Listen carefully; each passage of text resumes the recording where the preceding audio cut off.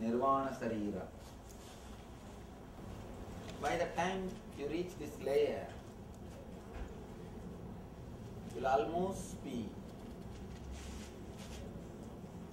enlightened, because there is no samskaras in this nirvanic layer. Samskaras will always be in other layers. This layer is a pure empty space. But all you need to understand in this layer is you must be capable of letting go. If you hold, even you will miss the bliss. In this layer there will be pure bliss, but the moment you try to hold it, you will miss it. See, bliss is like a river water. River. You put your hand in the river will be flowing in your hand. But if you try to hold the river, you will have only empty hand. You should let it happen. You should let it flow. Bliss by itself is choicelessness. When you are choiceless, bliss happens to you. The moment you make the decision, make the choice of bliss, the moment you want bliss to be one choice, simply it starts disappearing. If you understand the purposelessness of the whole thing, purposelessness of the whole life, whole drama, this nirvanic body, you will be easily able to cross this nirvanic layer. Of course, enlightenment is beyond this nirvanic layer. Do not think this nirvanic layer is enlightenment.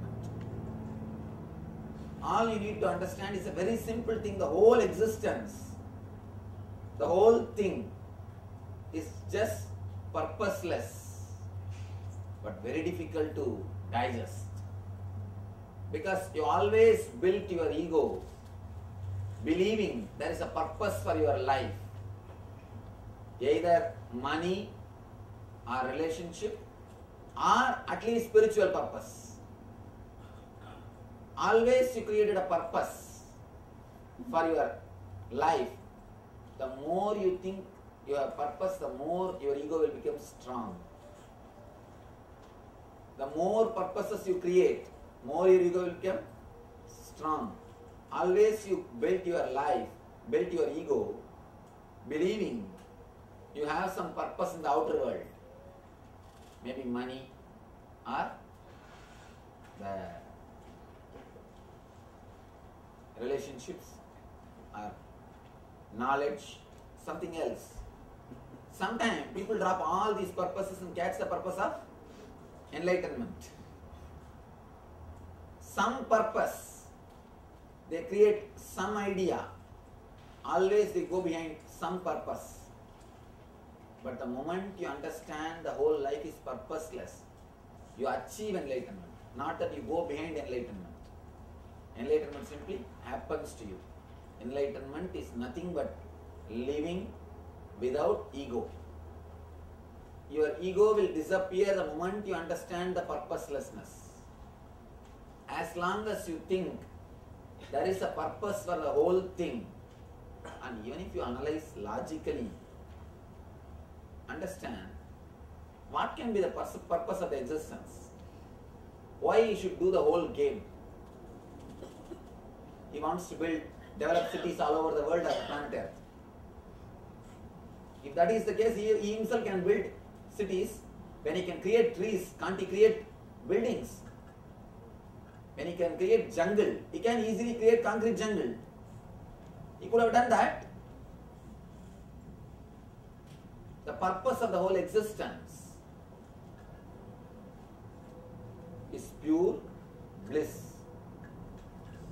Whatever is taught to you as purpose is taught to you by society, by politicians, or by so-called priests. Life itself has no purpose, but very difficult truth to digest. I am giving you a solid, pure Vedantic truth. What rishis explain. I am giving you the solid truth, first Upanishad, the first stanza. Isha-vasyam idadnu sarvam yatkincha jagatyam jagad. Tena tyaktena unjita makrida kasya sviddanam.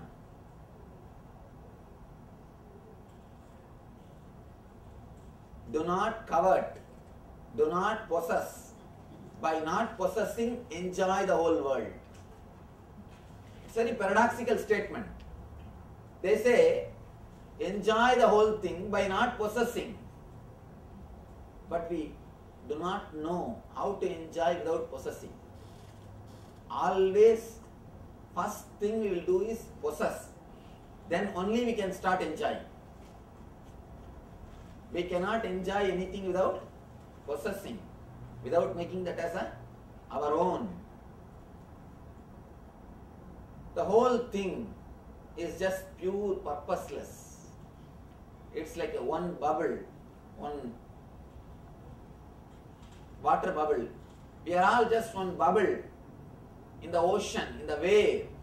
When a wave rises in the ocean, so many water bubbles are happening. Just like a soap bubble, water bubble. We are all like one bubble. It's like our life is almost the same, like one bubble tries to catch some 4 or 5 bubbles. Say, you are my wife, stand here. You are my husband, stand here. You are my daughter, stand here. You are my mother, stand here. All of you guys stand around me as a protection. And then that bubble collects 1 or 2 sand pieces from the beach, 1 or 2 small grains of sand, and it says, these are all my treasure. It puts in one bubble and locks that treasure. And the bubble is thinking, now it is safe, secured. But the bubble doesn't understand. In next 2 seconds, not only he, the whole family also is going to disappear. Same way, in the eternal life, we are all bubbles, just we happen and disappear. When you have the maturity to see the whole, when you are ready to digest the whole, when you are ready to understand the whole thing is just purposeless. Even your idea about enlightenment, whatever you talk, it's in this drama, that one big bubble says, I think I am going to become enlightened. Let you all guys be around me. Or it says, no, I want to become enlightened. I renounce all you bubbles, get out. None of you stay with me. I am going to go for tapasya. I throw away all these things. And that bubble starts doing tapasya. What's the purpose? Whatever you think is great in your life, whatever you think, whether your morality, immorality, right or wrong, properties or wealth or relationships or your spirituality, your spiritual sadhana, the whole thing is just pure purposelessness. The moment you understand the whole thing is purposeless, you start realizing the meaning of life. Meaning of life is bliss. As long as you have goal, you will miss the path. The moment you drop the goal means the end purpose. The big problem with our mind is it always waits for something to happen. It's always waiting for something to happen. You reduce your whole life into dollars. 1 month, how you measure your 1 month? Your salary. What salary you get? That is the value of your 1 month. That's the way you measure your life. 1 month I make this much. 12 months I make this much. In 5 years I will make this much. This is the calculation. For example, somebody is ready to give 100 years salary. Will you give your life? He says, I will give you 100 years salary in one paycheck. You just die. But you are doing that. May not be directly, but slowly. May not be fully, but slowly. The moment you start measuring your life by your paycheck, by your dollars, by your salary, you reduced the spirit into matter. You reduced the spirit into matter. Please be very clear. The whole life, whatever you are thinking as purpose, be very clear, your ego is stuck there only. Who asked? Yesterday somebody asked, what is ego? If you think there is some purpose in the life, that is what is your ego. That is where the ego is stuck. If you think there is something to be achieved, we think, oh, my daughter has to get married. Or people come and tell me, Swamiji, if I settle my social responsibility, I will come and stay with at your feet, Swamiji. They always come and tell me, Swamiji, if I don't have any other work, I will come and be with you. These guys, they think that the people who are with me, they don't have any other work or what? That's what they think. One day, one lady, elderly lady came to the ashram. She brought her son also in Bangalore ashram. And she said that, Swamiji, my son, let him become a brahmachari in the ashram. I was surprised. Usually these parents come and make big fuss if somebody becomes brahmachari. You see, these guys, Vivekananda can take birth in somebody else's family, but not in our family. Vivekananda is great as long as he is in somebody else's family. And Nivedita is great as long as she is somebody else's daughter. Not my son or my daughter. These hypocrites. They come and fall at my feet. But if their son wants to become Swami, then, oh God, they will make such big fuss. It's nothing actually, it's jealous. How can that fellow be blissful? When I am suffering, when I am being tortured, how can he be so blissful? How can I tolerate that? Anyhow, usually these guys only make big fuss. As if they have got big thing to offer for this guy. Anyhow, this lady came and told, let him become brahmachari, Swamiji. I was surprised. I asked her, oh, I am so happy that you are so matured. You are allowing your son to become a brahmachari. Can I know what made you to make this decision? No, Swamiji, it's little bit.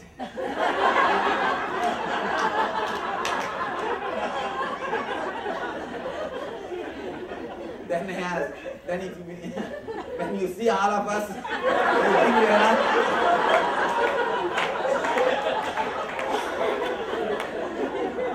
So I have a board outside for mad people only.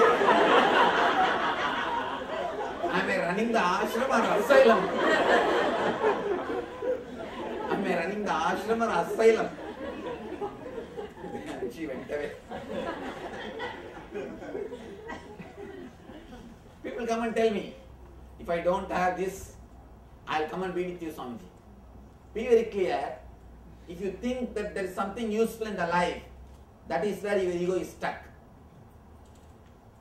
Whatever you think as goal, and you always think after that happens, all my responsibility will be over, I'll be totally relaxed and happy, joyful. Be very clear. By the time you reach that goal, 10 goals will be waiting. Not only that, even if you don't create 10 more goals, by the time you achieve that goal, already running or not relaxing will become part of your conditioning. That will become part of your conditioning. You can't relax anymore. I will see all young guys, they think when I finish my college, I'll be happy, I can relax. After the college, no. When I get married, I'll be relaxed. After the marriage, when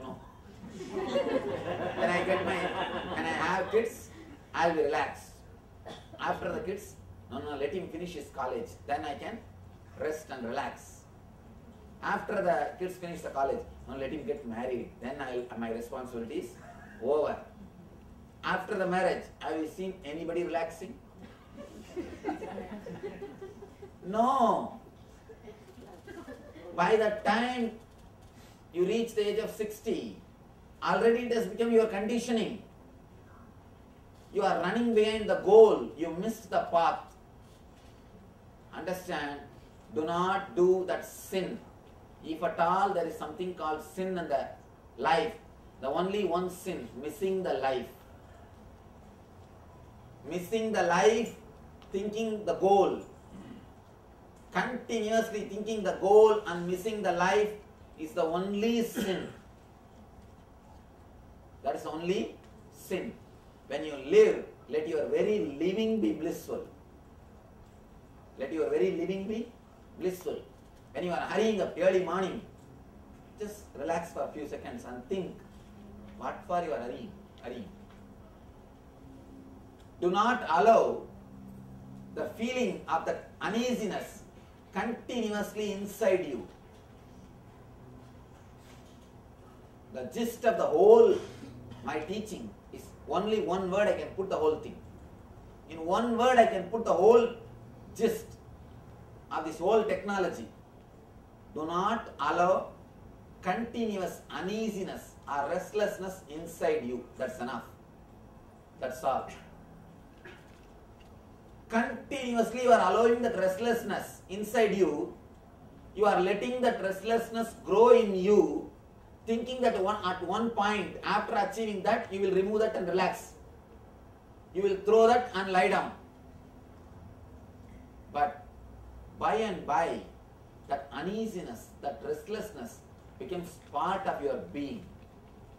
That is why, after 60, you can never relax. That's the first thing. Even if you take away all, even if you leave all your responsibilities, suddenly you feel lonely. You can't sit with yourself. Throughout your life, you lived with that uneasiness. If you don't have that uneasiness, you are feeling that you are missing something. The uneasiness has become part of your life. Purpose and uneasiness, both are one and the same. The constant irritation which you are carrying in you is just because you are running behind a purpose. Because you do not relax into the present moment. If you can relax into the present moment, whenever you are having that restlessness, whenever you are having that irritation, move, sit for 2-3 minutes, take few minutes and think what for you are having it, what for you are running, what you think as purpose. Analyze. Suddenly you will understand the whole thing is just purposelessness. You may have a big house, big car, too many relationships, people to pamper you or people to praise you. Whole thing is okay, but can you carry anything with you? No. Nothing can come with you. You can't take even a single checkbook. You can't carry. Even a single checkbook is not allowed. Nothing can be carried. Nothing can be taken. And the whole thing is a pure purposeless.